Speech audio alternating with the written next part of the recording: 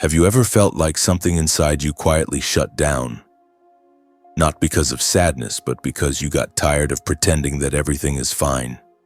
You still smile, still talk, still wake up and do what you're supposed to do.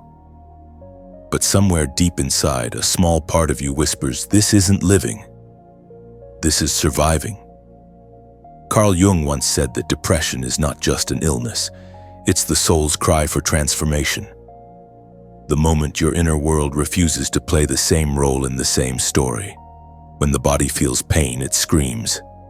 When the soul feels pain, it becomes silent.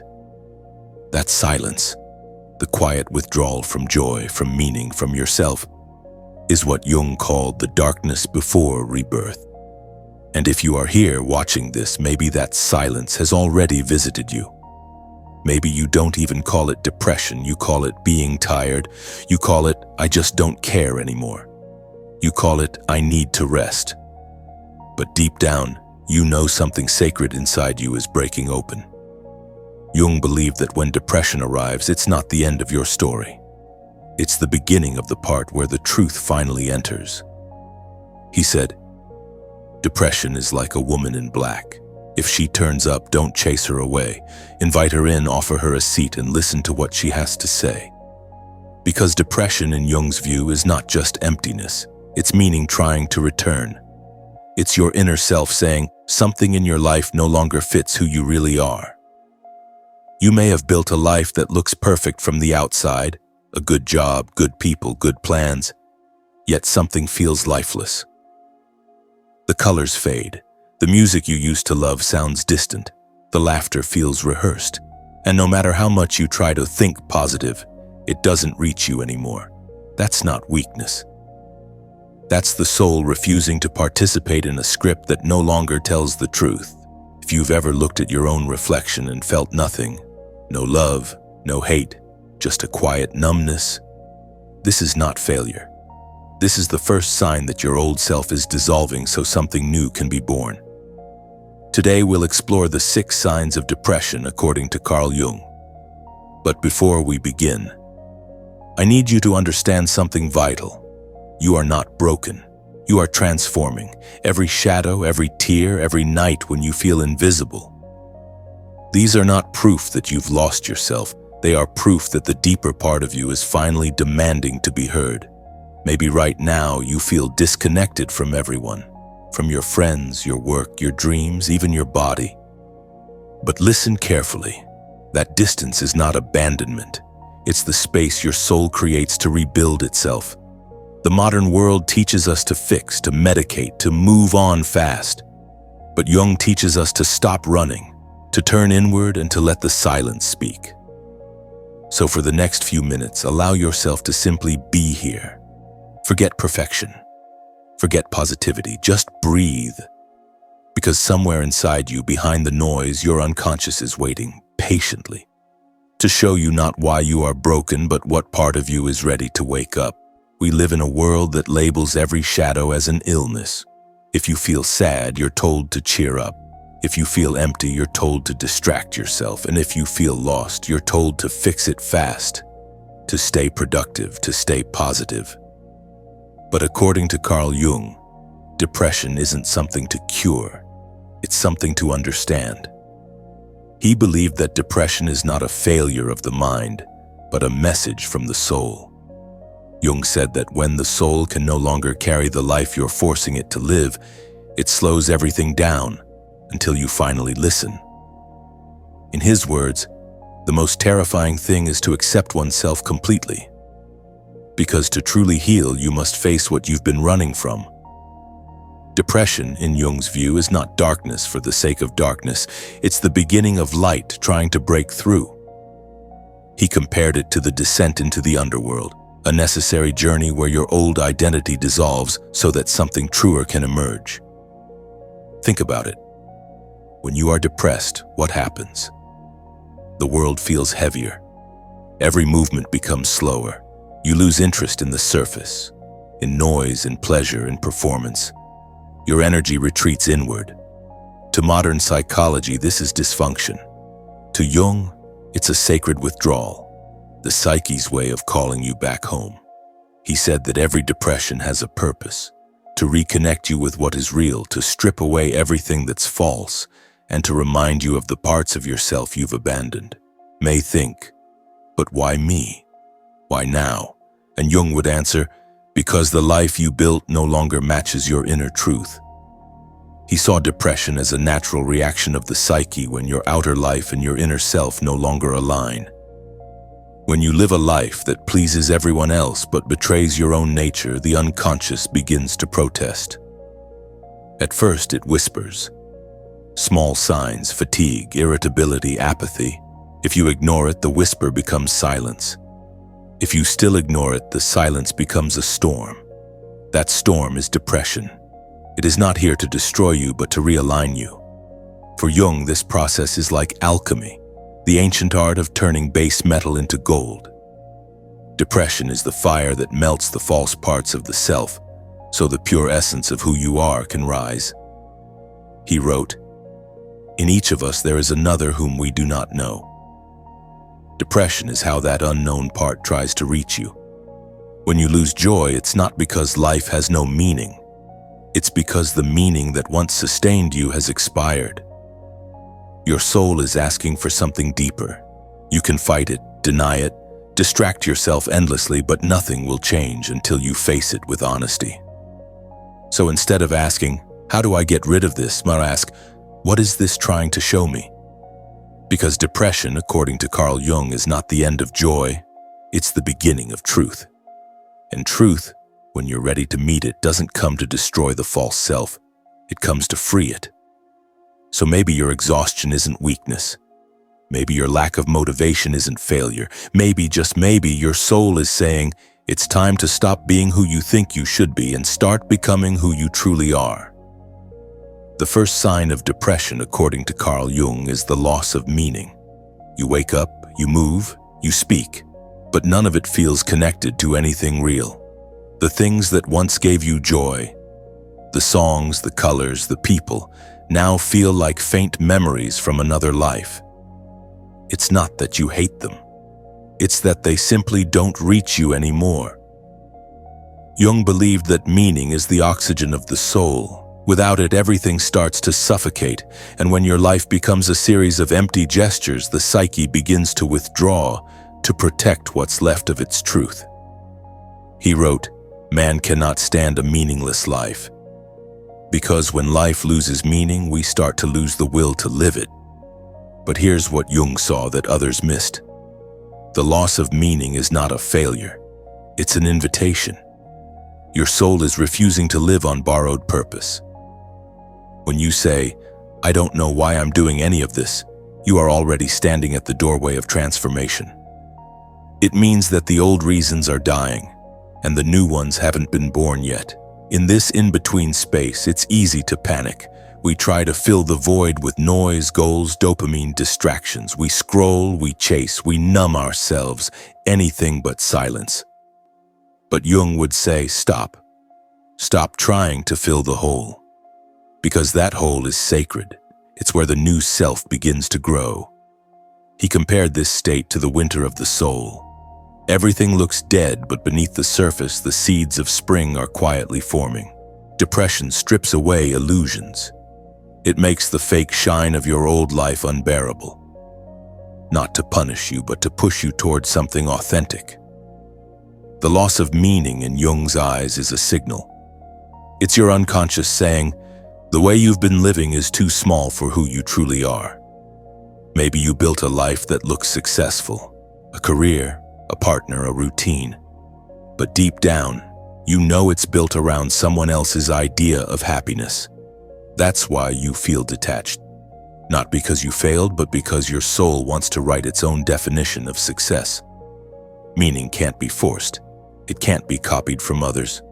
It has to grow from within, like a light rediscovered in a dark room. Jung said that each person must face the question, what is the myth I am living? Because if you don't know your own myth, you'll unconsciously live someone else's. So if you feel empty, don't rush to escape it. That emptiness is your soul cleaning the space for something real. It's painful, but it's also sacred. The world will tell you to chase happiness. Jung would tell you to seek meaning. Because happiness is fleeting, but meaning can hold you even in the darkest night. You're not broken for losing interest in what once thrilled you. It just means your inner world is ready for a deeper story.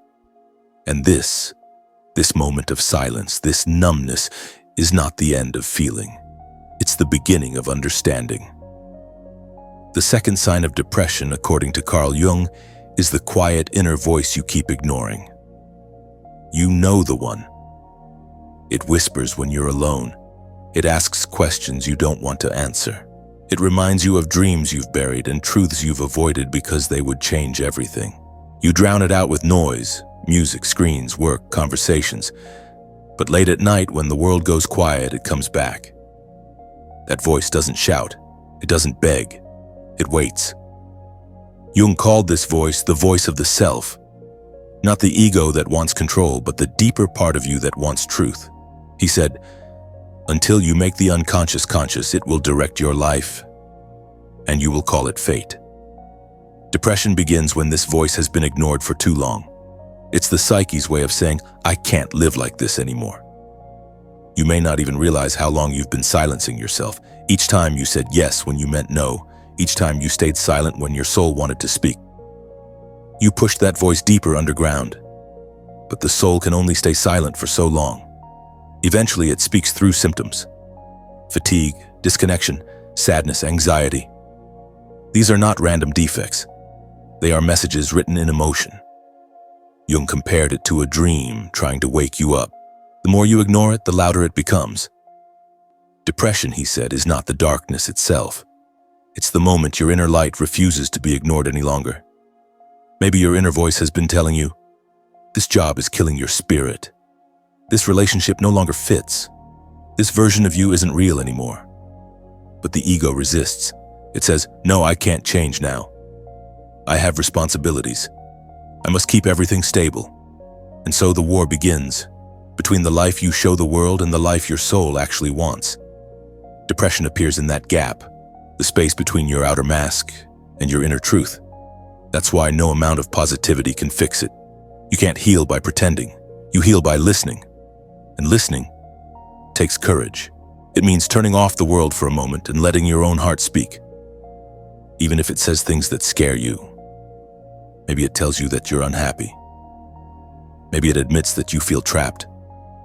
Maybe it confesses that you don't know who you are anymore. Those are not dangerous truths. They are beginnings. Jung believed that when you finally stop running and listen to the voice within, something miraculous happens. The soul begins to guide you home. Because that voice is not your enemy. It's not trying to destroy your life. It's trying to return you to it. And if you can face that voice without judgment, without fear, you'll realize something powerful. You've never really been lost. You've just been avoiding the path that was always yours. The moment you stop pretending, you make space for real connection with others and with your own heart. You may lose some people who loved your mask, but you will find others who love your truth. And that kind of love, Jung said, is the only kind that heals. If you feel exhausted by being fine all the time, it's not weakness, it's awakening. It's your soul trying to remind you. You were never meant to be perfect. You were meant to be real. So when everything starts to fall apart, don't rush to fix the mask. Let it crumble. Because beneath it, the person you've been searching for has been waiting, patiently, to be seen. The fourth sign of depression, according to Carl Jung, is the disconnection from your own body. You stop feeling alive inside your skin. You move, you eat, you sleep. But everything feels mechanical, like you're watching your life from outside yourself. You might say, "I'm just tired." But what you're really feeling is distance, the growing gap between your soul and your physical being. Jung believed that when the mind refuses to listen, the body begins to speak. He wrote, "The body is the shadow of the soul. When the soul refuses to live, the body begins to die." Depression often shows itself through the body long before we notice it in the mind. The tightness in your chest, the lump in your throat, the heaviness in your limbs. the exhaustion that sleep cannot fix. These are not just symptoms. They are messages.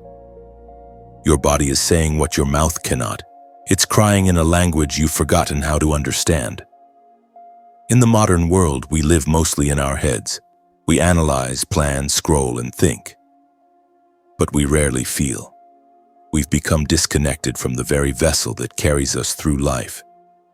And when the body stops being a home, the soul feels homeless too. Jung saw depression as a signal that you have abandoned your body's wisdom. You treat it like a machine to be pushed, rather than a living companion that needs care and presence. He believed that healing begins the moment you return to your body. When you breathe consciously, walk slowly, touch the earth, and listen to the quiet intelligence that lives beneath your skin. Because the body never lies. The mind can rationalize everything, but the body remembers. It remembers every time you said yes when you wanted to say no. It remembers the nights you forced yourself to keep going when you needed to rest. It remembers every emotion you swallowed to stay strong. And now, through depression, it's asking you to stop. To stop fighting it, to stop numbing it, to start listening again. Jung compared this reconnection to the moment you wake from a long dream. Suddenly you feel the ground beneath your feet, you feel hunger, pain, breath, heartbeat. All the things that remind you you're still here. Healing doesn't begin in the mind, it begins in the body, because the body is where the soul waits when the world becomes too loud. So if you've been feeling numb, don't shame yourself for it.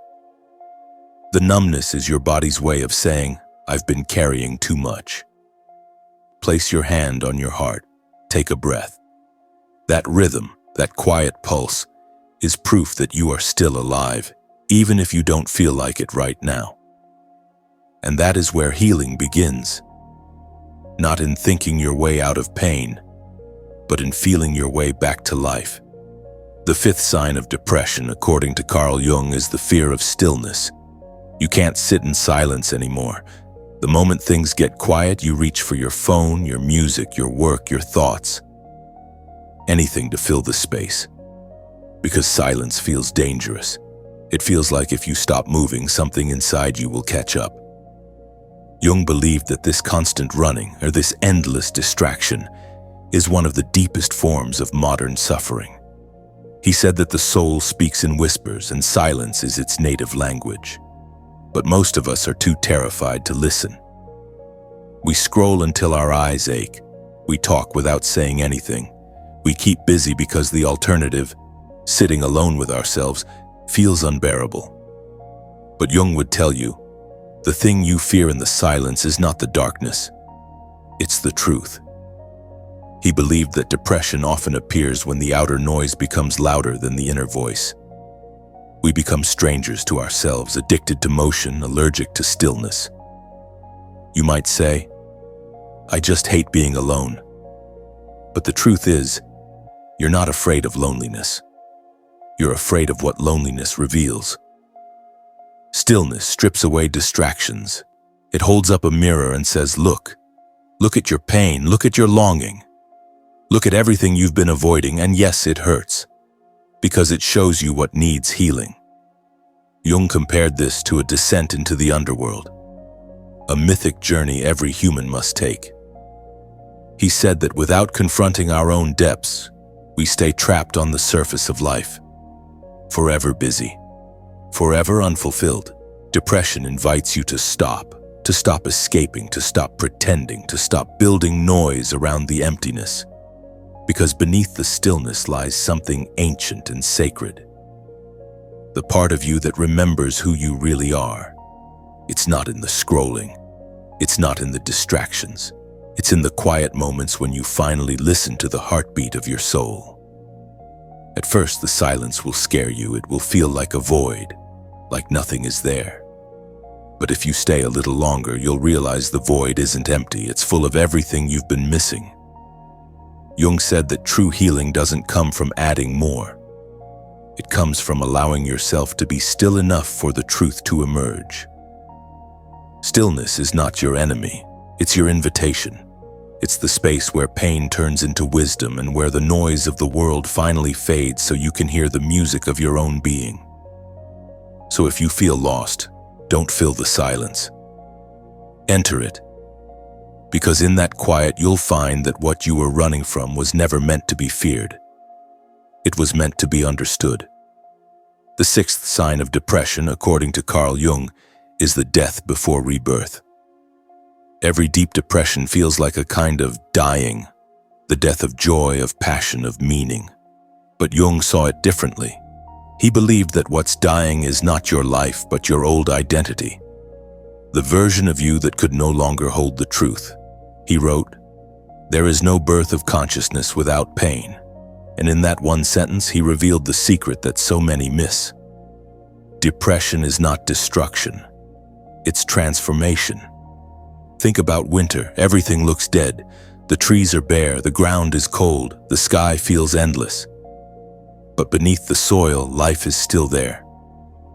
Silent, patient, preparing to bloom again. That is what your depression is doing. It's stripping away everything false, so that something authentic can finally take root.